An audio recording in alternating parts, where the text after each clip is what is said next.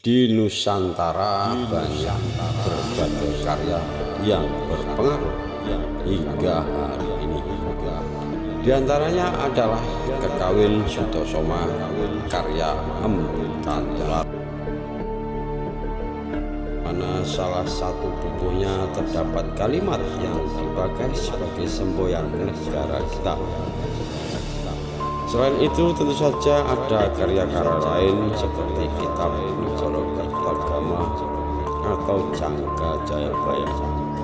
Jangka Jayabaya sangat berpengaruh pada pola pikir sebagian besar rakyat Indonesia, setidaknya ketika negara sedang mengalami suatu kekacauan atau bencana. Dalam istilah pewayangan disebut goro-goro. Banyak tokoh-tokoh legendaris yang lahir dari budaya kritik sosial tersebut. Salah satunya yang paling tua serta memiliki sejarah panjang adalah Punokawan.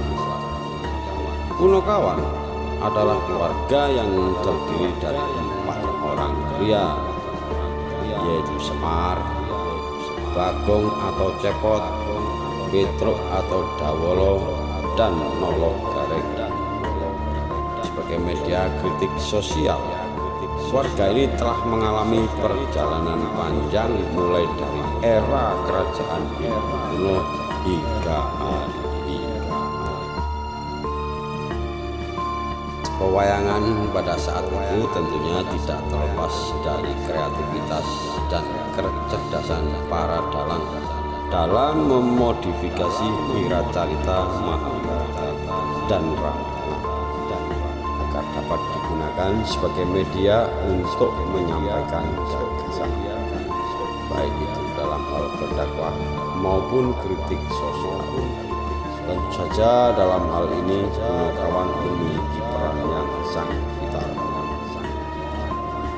Modifikasi dilakukan bukan hanya dari segi cerita, tetapi juga dari segi teknik memainkan wayang. Tercatat dalam sejarah, Ki Mantep Sudarsono, seorang dalang kondang wayang kulit, berani bermanuver dengan teknik sarbet sehingga menghasilkan sebuah penunjukan wayang kulit yang sangat efektif. Ada pula Asep Sunaria, seorang dalang wayang golek asal Jelekong, Jawa Barat, yang memodifikasi bentuk wayang sehingga lebih hidup dan efektif tanpa meninggalkan identitasnya.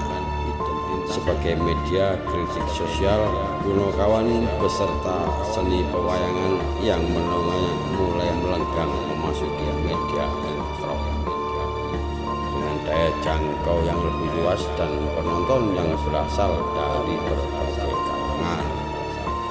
Punokawan sebagai anak kandung kesusastraan Nusantara semakin dikagumi dan digandrungi. Nyata tidak membuat mereka lepas dari kesederhanaan dan respon kritis terhadap kehidupan sosial. Mereka juga tidak melepaskan identitas sebagai simbol kaum marginal. Hal ini terlihat ketika Semar, Petruk, dan Gareng mulai merambah media komik melalui kreativitas dan imajinasi Tatang S. Petruk dan Gareng tampil dalam media Dwi Matra sebagai tokoh utama. Selain warna horor, komik ini selalu menghadirkan kesialan-kesialan Petruk dan Gareng karena terlindas oleh pembangunan kota yang tak pandang bulu. Mungkin hal inilah yang membuat komik karya Tatang S digemari oleh kebanyakan orang, yakni karena kedekatan dan kesamaan nasib di dalamnya. Bahkan isu-isu seperti itu terasa masih segar pada masa sekarang ini.